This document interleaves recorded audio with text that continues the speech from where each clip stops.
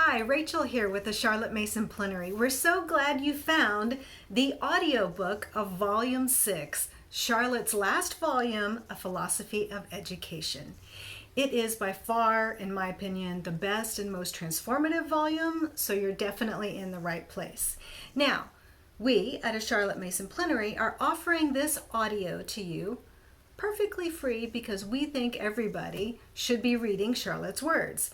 However, we do offer an annotated edition in both print and in the audiobook version.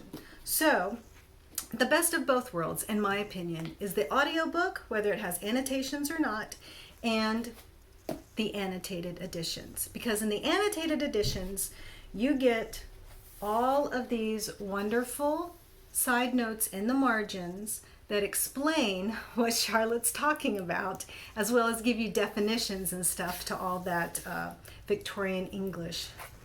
So, best of both worlds, audiobook and annotated edition. Please visit us over at A Charlotte Mason Plenary at cmplenary.com, and I hope you enjoy the audiobook. Chapter 3. The Good and Evil Nature of a Child. Children are not born bad, but with possibilities for good and for evil.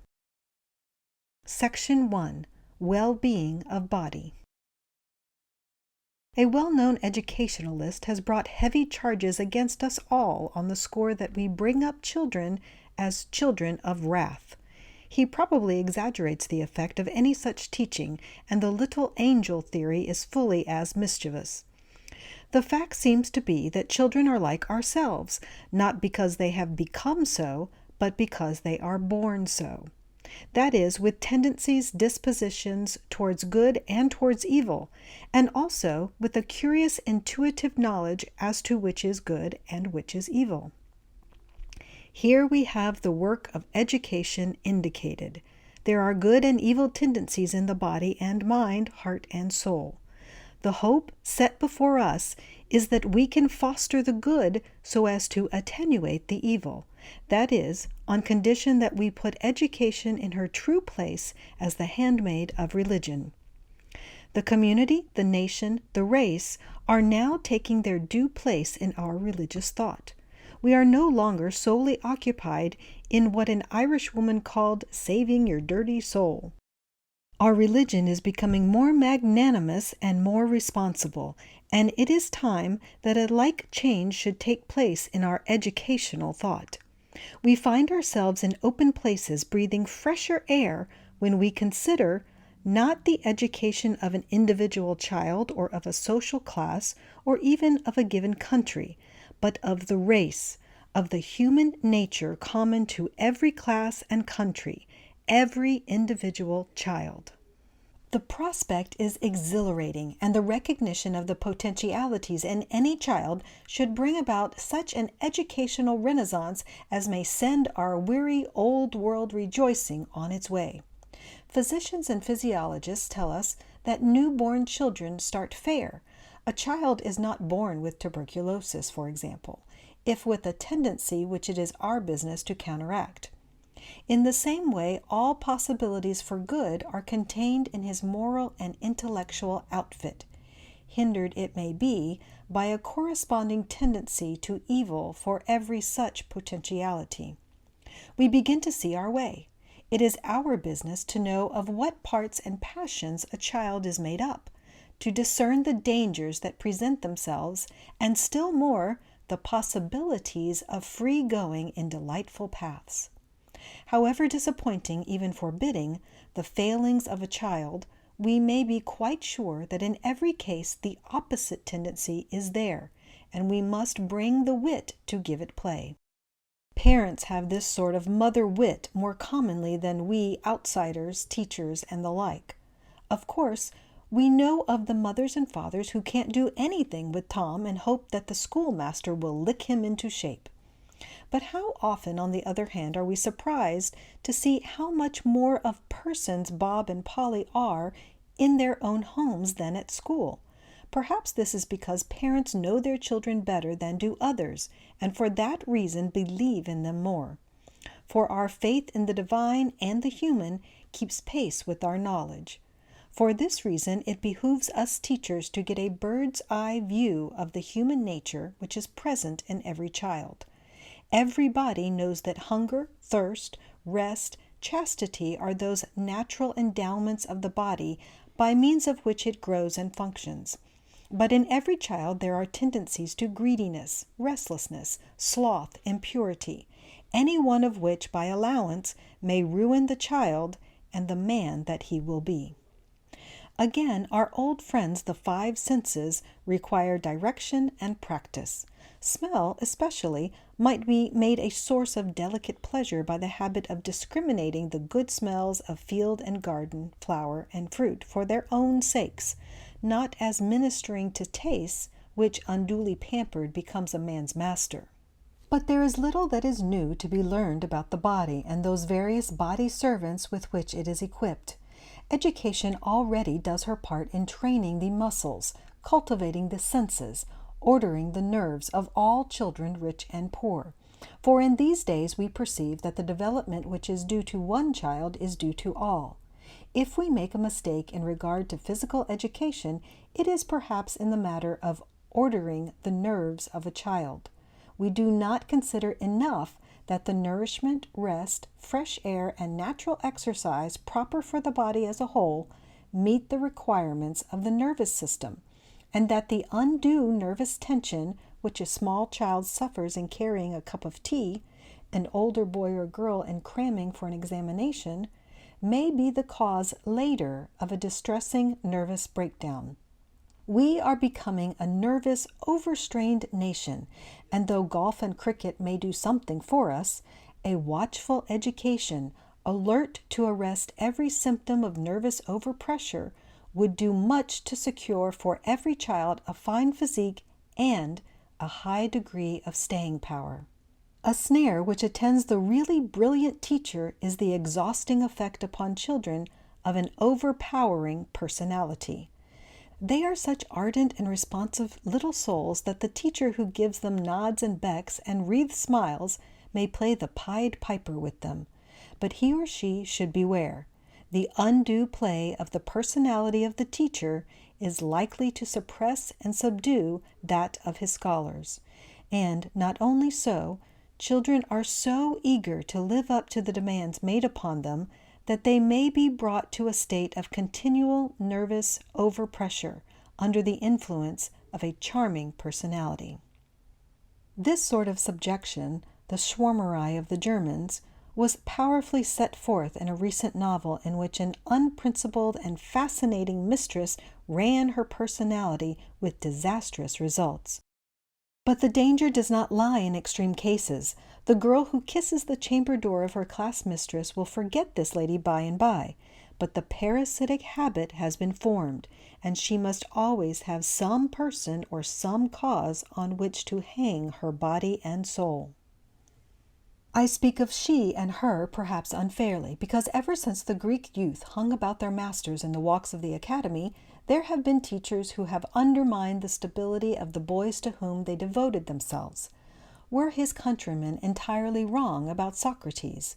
A tendency to this manner of betrayal is the infirmity of noble minds, of those who have the most to give, and for this reason again it is important that we should have before us a bird's eye view, let us call it, of human nature. Section 2. Wellbeing of Mind. There is a common notion that it is our inalienable right not only to say what we please, but to think as we please. That is, we believe that while body is subject to physical laws, while the affections, love, and justice are subject to moral laws, the mind is a chartered libertine. Probably this notion has much to do with our neglect of intellect. We do not perceive that the mind, too, has its tendencies both good and evil, and that every inclination towards good is hindered and may be thwarted by a corresponding inclination towards evil. I am not speaking of moral evil, but of those intellectual evils which we are slow to define and are careless in dealing with. Does the teacher of a large class always perceive that intellect is enthroned before him in every child, however dull and inattentive may be his outer show? Every child in such a class is open to the wonders that science reveals, is interested in the wheeling worlds of the winter firmament. Child after child, says a schoolmistress, writes to say how much they have enjoyed reading about the stars. As we are walking sometimes and the stars are shining, says a girl of 11, I tell Mother about the stars and planets and comets, and she says she should think astronomy very interesting. But we teach astronomy. No, we teach light and heat by means of desiccated textbooks, diagrams, and experiments, which last are no more to children than the tricks of white magic. The infinitely little is as attractive to them as the infinitely great, and the behavior of an atom, an ion, is as a fairy tale they delight in, that is, if no semblance to a fairy tale be suggested. The pageant of history with its interplay of characters is as delightful as any tale, because every child uses his own film to show the scenes and exhibit the persons. We fuss a good deal about the dress, implements, and other small details of each historic period, but we forget that give the child a few fit and exact words on the subject, and he has the picture in his mind's eye, nay, a series miles long of really glorious films, for a child's amazing, vivifying imagination is part and parcel of his intellect. The way children make their own, the examples offered to them, is amazing. No child would forget the characterization of Charles IX as feeble and violent, nor fail to take to himself a lesson in self-control. We may not point the moral. That is the work proper for children themselves, and they do it without fail. The comparative difficulty of the subject does not affect them. A teacher writes of children of 11, they cannot have enough of publicula, and there are always groans when the lesson comes to an end. I have said much of history and science, but mathematics, a mountainous land which pays the climber, makes its appeal to mind, and good teachers know that they may not drown their teaching in verbiage. As for literature, to introduce children to literature is to install them in a very rich and glorious kingdom, to bring a continual holiday to their doors, to lay before them a feast exquisitely served. But they must learn to know literature by being familiar with it from the very first. A child's intercourse must always be with good books, the best that we can find. Of course, we have always known that this is the right thing for children in cultivated homes, but what about those in whose dwellings books are little known? One of the wise teachers in Gloucestershire notes that a recognition of two things is necessary in dealing with this problem. First, that to explain the meaning of words destroys interest in the story and annoys the child. Second, that in many instances it is unnecessary. Although a child's dictionary knowledge of words is lacking, it does not follow that the meaning of a sentence or paragraph is unknown to him. Neither is the correct employment of the words beyond him in writing or narrating. 2 examples of this power to sense the meaning were observed last term. There is a particular boy in Form 2B who has not hitherto been looked upon as possessing high intelligence. Classified by age, he ought to be 2 forms higher. Last term, in taking the story of Romulus and Remus, I found that in power of narrating and degree of understanding, that is, of sensing a paragraph and either translating it into his vocabulary or in using the words read to him, he stood above the others and also above the majority in the next higher form. What has surprised us most, said the headmaster of A, is the ready way in which boys absorb information and become interested in literature. Literature which we have hitherto considered outside the scope of primary school teaching. A year ago, I could not have believed that boys would have read Lytton's Herald, Kingsley's Hereward, and Scott's Talisman with real pleasure and zest, or would study with understanding and delight Shakespeare's Macbeth, King John, and Richard II. But experience has shown us we have underrated the abilities and tastes of the lads we should have known better. That is the capital charge against most schools. The teachers underrate the taste and abilities of their pupils. In things intellectual, children, even backwards children, have extraordinary possibilities for good. Possibilities so great that if we had the wit to give them their head, they would carry us along like a stream in a spate. But what about intellectual tendencies or possibilities for evil? One such tendency dominates many schools, notwithstanding prodigious efforts on the part of the teachers to rouse slumbering minds. Indeed, the more the teacher works, the greater the incuria of the children. So the class is prodded with marks, the boys take places, the bogey of an oncoming examination is held before them. Some spasmodic effort is the result, but no vital response. And though boys and girls love school, like their teachers and even their lessons, they care not at all for knowledge, for which the school should create enthusiasm. I can touch here on no more than two potent means of cresting incuria in a class. One is the talkie-talkie of the teacher. We all know how we are bored by the person in private life who explains and expounds. What reason have we to suppose that children are not equally bored? They try to tell us that they are by wandering eyes, inanimate features, fidgeting hands and feet, by every means at their disposal. And the kindly souls among us think that they want to play or to be out of doors. But they have no use for play except at proper intervals. What they want is knowledge conveyed in literary form, and the talk of the facile teacher leaves them cold. Another soothing potion is little suspected of producing mental lethargy. We pride ourselves upon going over and over the same ground until the children know it. The monotony is deadly. A child writes, "Before we had these books, we had to read the same old lot again and again." Is it not true? In the homeschool room, books used by the grandmother are fit for the grandchildren. Books used in boys' schools may be picked up at second-hand stalls with the obliterated names of half a dozen successive owners. And what of the compilations, neither books nor textbooks, which do duty in elementary schools? No wonder Mr. Fisher said in opening a public library that he had been surprised and pained when visiting elementary schools to find that there was nothing in them which could be called a book, nothing that would charm and enlighten and expand the imagination. And yet, as he went on to say, the country is full of artistic and literary ability, and always has been so. If this ability is brought into play, we must recognize that children are not ruminants intellectually any more than physically. They cannot go over the same ground repeatedly without deadening, even paralyzing results.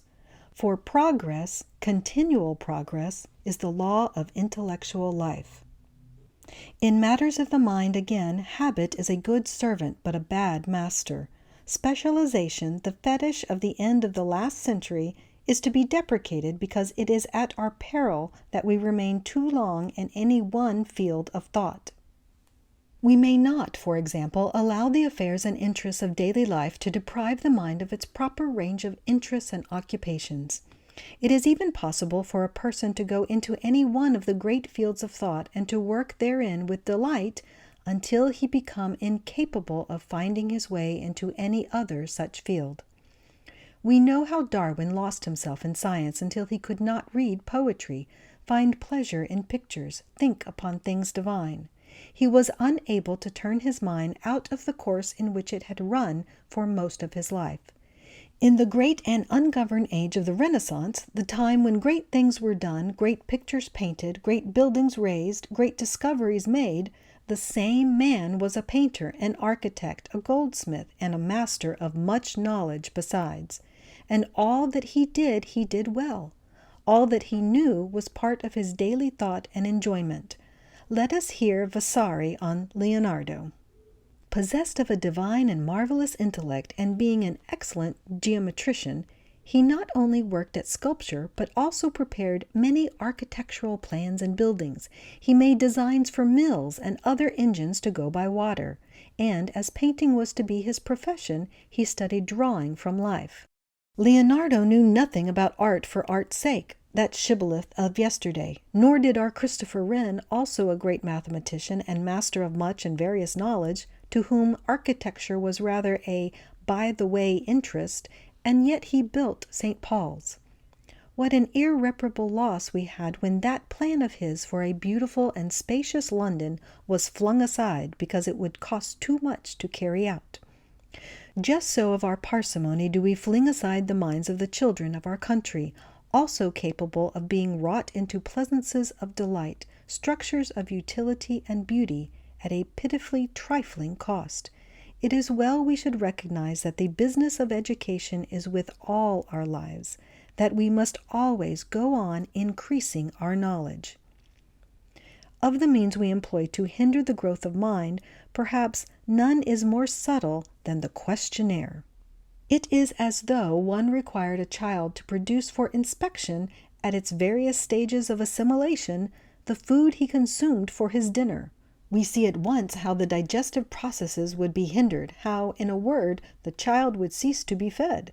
But the mind also requires its food and leave to carry on those quiet processes of digestion and assimilation which it must accomplish for itself. The child with capacity, which implies depth, is stupefied by a long rigmarole on the lines of, "If John's father is Tom's son, what relation is Tom to John?" The shallow child guesses the riddle and scores, and it is by the use of tests of this kind that we turn out young people sharp as needles, but with no power of reflection, no intelligent interest, nothing but the aptness of the city gamin. Imagination may be like that cave Ezekiel tells of, wherein were all manner of unseemly and evil things. It may be a temple wherein self is glorified. It may be a chamber of horrors and dangers, but it may also be a house beautiful. It is enough for us to remember that imagination is stored with those images supplied day by day, whether by the cinema, the penny dreadful, by Homer or Shakespeare, by the great picture or the flaming shocker. We have heard of the imaginative man who conceived a passion for the Sphinx. In these days, when reason is deified by the unlearned and plays the part of the Lord of Misrule, it is necessary that every child should be trained to recognize fallacious reasoning, and above all, to know that a man's reason is his servant and not his master, that there is no notion a man chooses to receive which his reason will not justify, whether it be mistrust of his neighbor, jealousy of his wife, doubts about his religion, or contempt for his country. Realizing this, we see reason in the fact that thousands of men go on strike because 2 of their body have been denied permission to attend a certain meeting. We see reason in this, but the men themselves confound reason with right, and consider that such a strike is a righteous protest. The only safeguard against fallacies which undermine the strength of the nation, morally and economically, is a liberal education which affords a wide field for reflection and comparison, and abundant data upon which to found sound judgments. As for that aesthetic appetency, to use Coleridge's word, upon which so many of the gentle pleasures of life depend, it is open to many disasters. It dies of inanition when beauty is not duly presented to it, beauty in words, in pictures and music, in tree and flower and sky. The function of the sense of beauty is to open a paradise of pleasure for us. But what if we grow up admiring the wrong things? Or, what is morally worse, arrogant in the belief that it is only we and our kind who are able to appreciate and distinguish beauty? It is no small part of education to have seen much beauty, to recognize it when we see it, and to keep ourselves humble in its presence.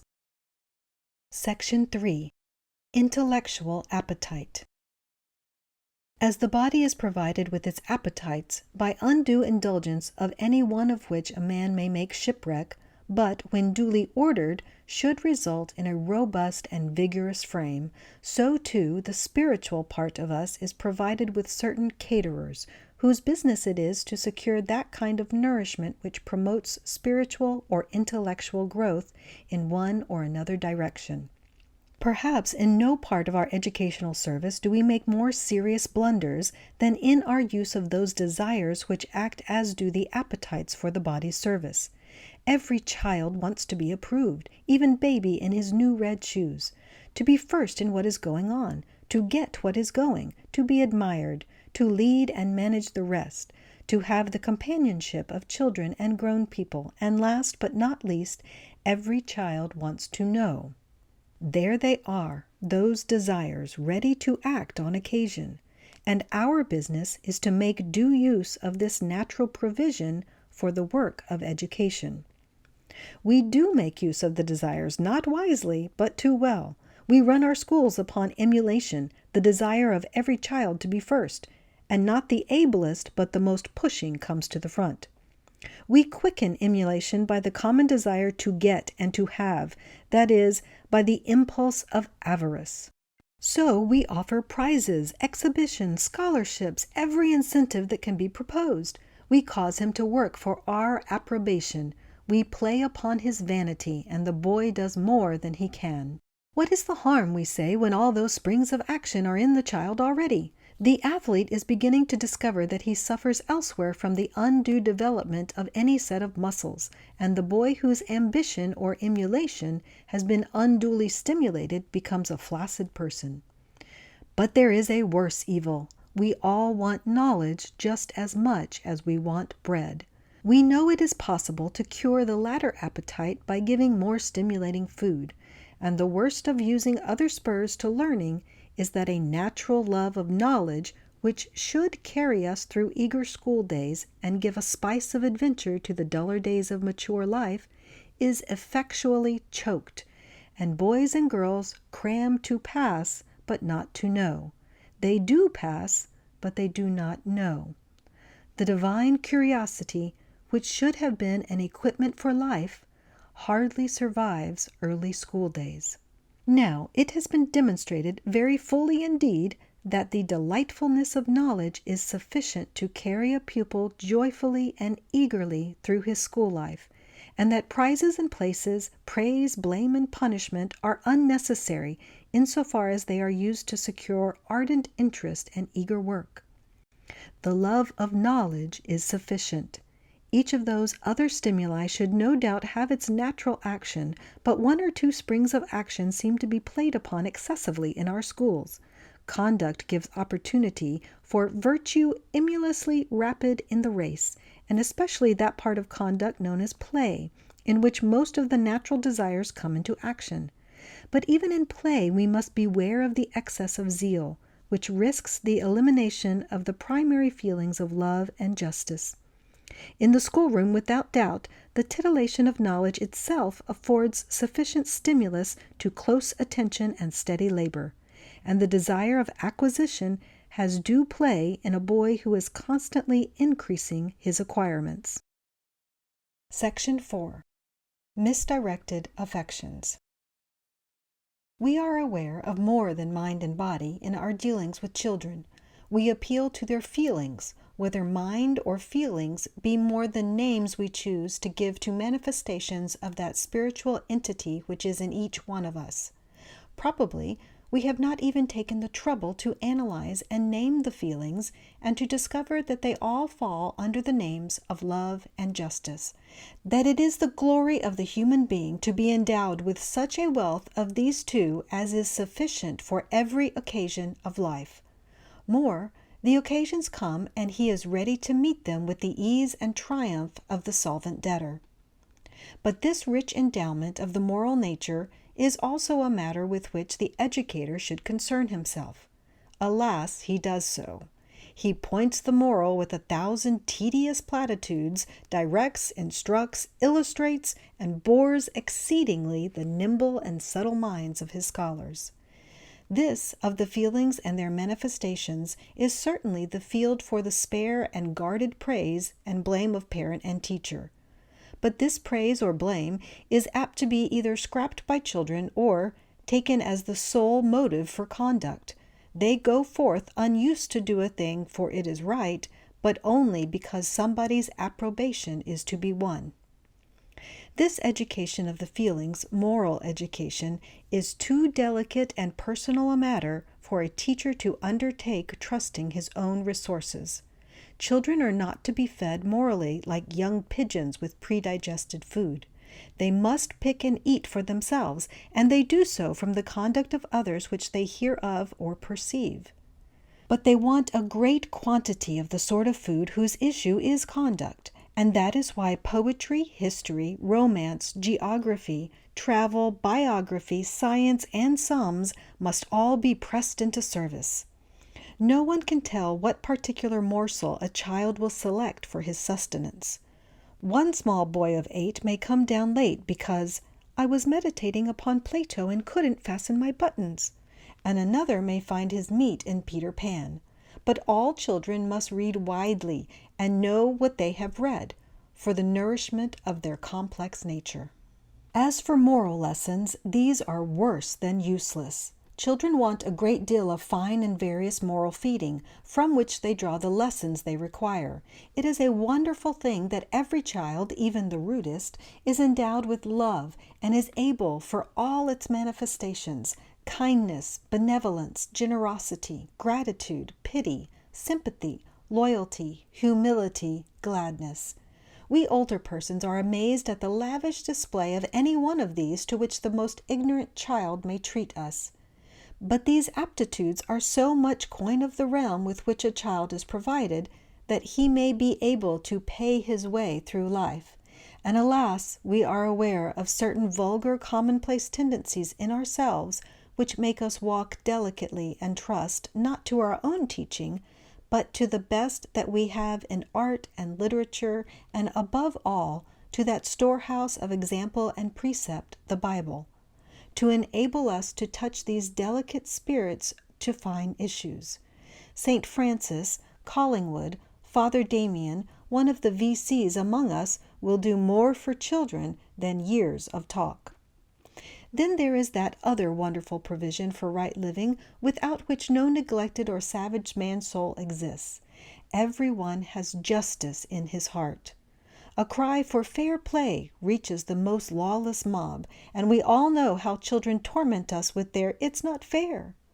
It is much to know that as regards justice as well as love, there exists in everyone an adequate provision for the conduct of life. General unrest, which has its rise in wrong thinking and wrong judgment far more than in faulty conditions, is the misguided outcome of that sense of justice with which, thank God, we are all endued. Here, on the face of it, we get one office of education. This of justice is another spiritual provision which we fail to employ duly in our schools.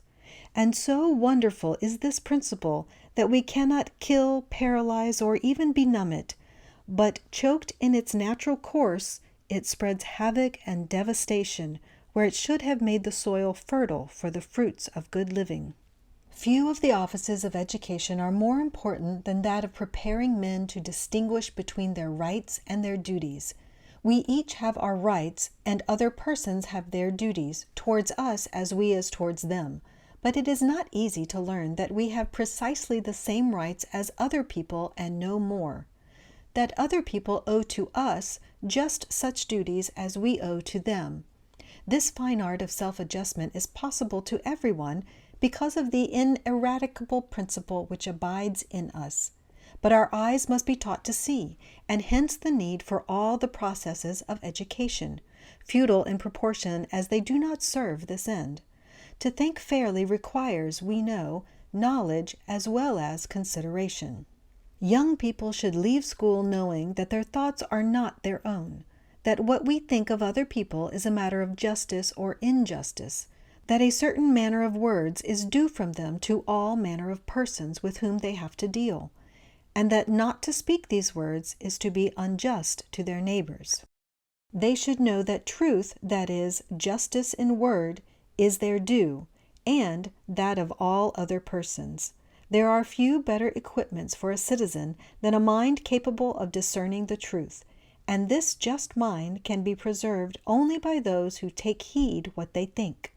Yet truth, says Bacon, which only doth judge itself, teacheth that the inquiry of truth, which is the love-making or wooing of it, the knowledge of truth, which is the presence of it, and the belief of truth, which is the enjoying of it, is the sovereign good of human nature. If justice in word is to be duly learned by all scholars, still more is integrity, justice in action. Integrity in work, which disallows canny methods, whether those of the artisan who does as little as he can in the time, or of the schoolboy who receives payment in kind, in his support, the cost of his education and the trust imposed in him by parents and teachers. Therefore he may not scamp, dawdle over, postpone, crib, or otherwise shirk his work. He learns that my duty towards my neighbor is to keep my hands from picking and stealing. And whether a man be a workman, a servant, or a prosperous citizen, he must know that justice requires from him the integrity in material which we call honesty, not the common honesty which hates to be found out, but that refined and delicate sense of values which George Eliot exhibits for us in Caleb Garth. There is another form in which the magnanimous citizen of the future must be taught the sense of justice. Our opinions show our integrity of thought. Every person has many opinions, whether his own honestly thought out or notions picked up from his pet newspaper or his companions. The person who thinks out his opinions modestly and carefully is doing his duty as truly as if he saved a life, because there is no more or less about duty. If a schoolboy is to be guided into the justice of thought from which sound opinions emanate, how much more does he need guidance in arriving at that justice in motive which we call sound principles? For what, after all, are principles but those motives of first importance which govern us, move us in thought and action? We appear to pick up these in a casual way and are seldom able to render an account of them, and yet our lives are ordered by our principles, good or bad. Here again we have a reason for wide and wisely ordered reading. For there are always catchwords floating in the air, as "what's the good?" "it's all rot," and the like, which the vacant mind catches up for use as the basis of thought and conduct, as in fact paltry principles for the guidance of a life. Here we have one more reason why there is nothing in all those spiritual stores in the world's treasury too good for the education of all children. Every lovely tale, illuminating poem, instructive history, every unfolding of travel and revelation of science exists for children. La terre appartient à l'enfant, toujours à l'enfant, was well said by Maxim Gorky, and we should do well to remember the fact. The service that some of us of the PNEU believe we have done in the cause of education is to discover that all children, even backward children, are aware of their needs and pathetically eager for the food they require. That no preparation whatever is necessary for this sort of diet, that a limited vocabulary, sordid surroundings, the absence of a literary background to thought are not hindrances. Indeed, they may turn out to be incentives to learning, just as the more hungry the child, the readier he is for his dinner. This statement is no mere pious opinion. It has been amply proved in thousands of instances. Children of a poor school in the slums are eager to tell the whole story of Waverley, falling continually into the beautiful language and style of the author. They talk about the Rosetta Stone and about treasures in their local museum. They discuss Coriolanus and conclude that his mother must have spoiled him. They know by heart every detail of a picture by De Hooch, Rembrandt, Botticelli, and not only is no evolution of history or drama, no subtle sweetness, no inspiration of a poet beyond them, but they decline to know that which does not reach them in literary form. What they receive under this condition they absorb immediately and show that they know by that test of knowledge which applies to us all. That is, they can tell it with power, clearness, vivacity, and charm. These are the children to whom we have been doling out the 3 R's for generations. Small wonder that juvenile crime increases.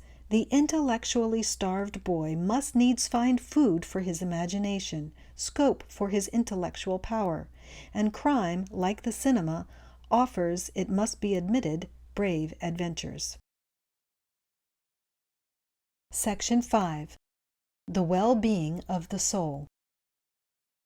If we leave the outer courts of mind and body, The holy places of the affections and the will, we shall consider this last later, and enter that holy of holies where man performs his priestly functions, we may well ask with diffidence and humility, what may education do for the soul of a child?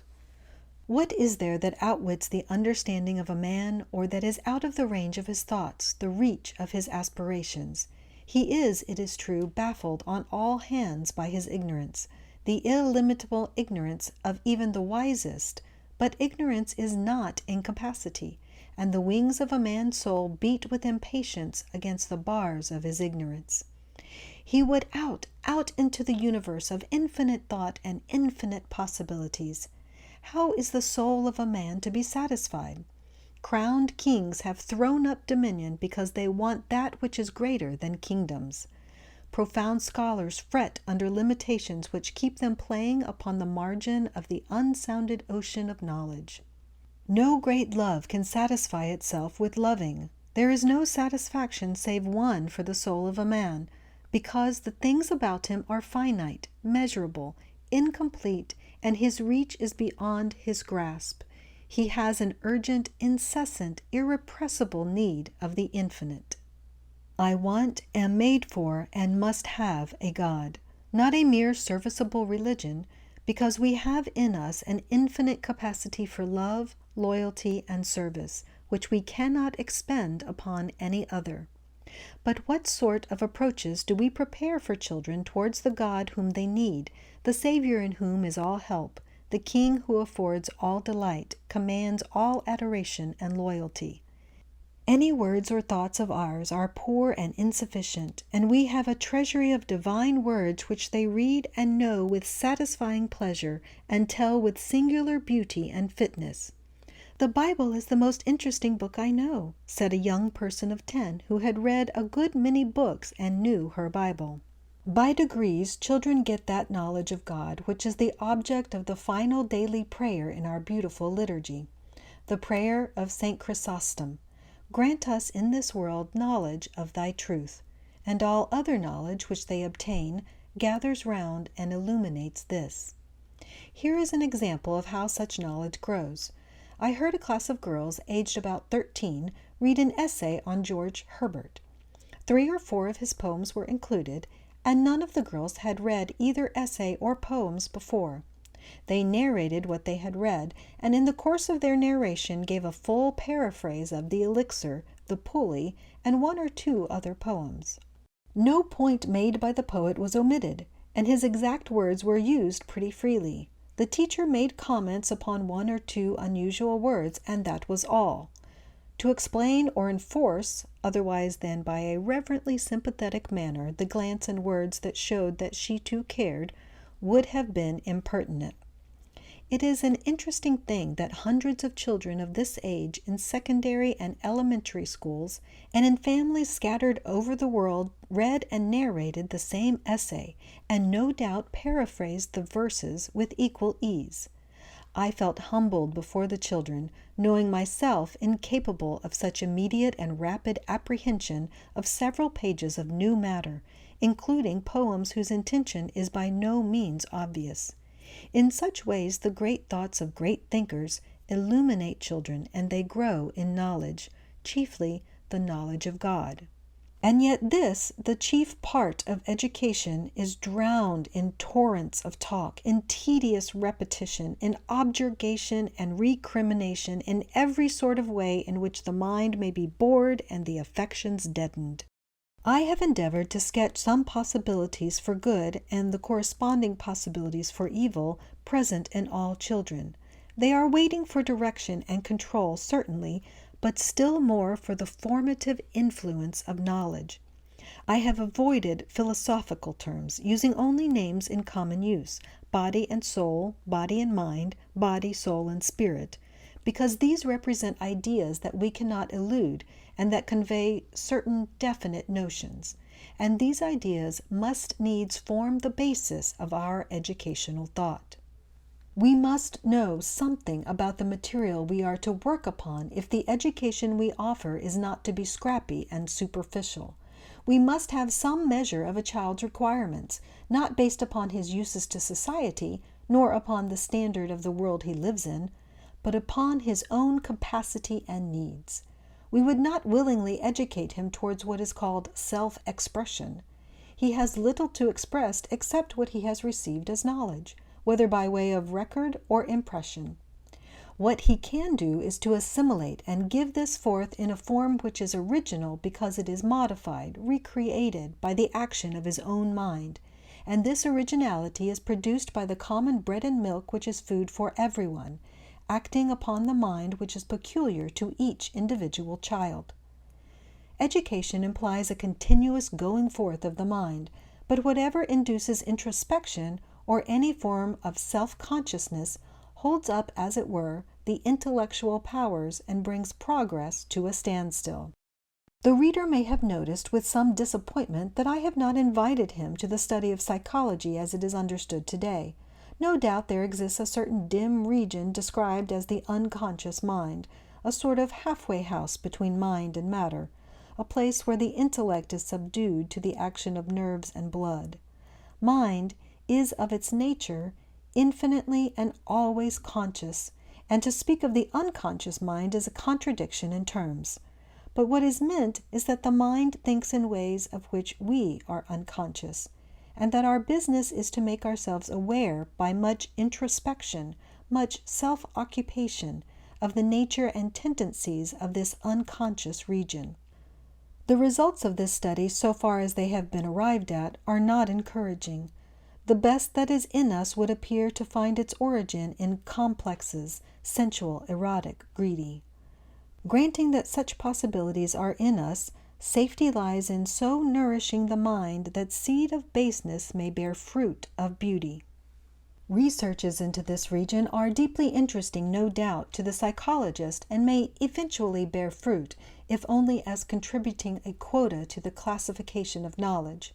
But no authority on the subject is willing to offer at present his researches as a contribution to educational lore.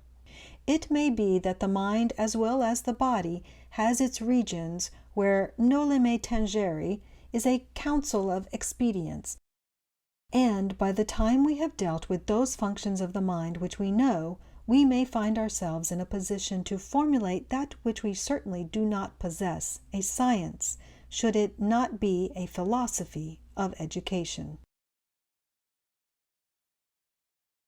I hope you enjoyed this chapter of Charlotte Mason's Volume 6. And of course, if you need help, there's always the annotated edition, or you can come find us and ask questions. We'd love to help you. You can find us at cmplenary.com or over in our Facebook group. Look forward to chatting with you.